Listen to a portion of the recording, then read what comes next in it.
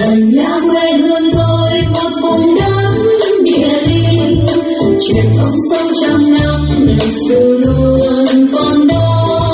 Tự hào yêu biết bao một vùng đất cha ông, giao tiếp là ngày nay tự hào thầy truyền thống. Trong công cuộc kháng chiến luôn vững tin đi đầu, đất quê mình đẹp sao sao tiến đường tình quê.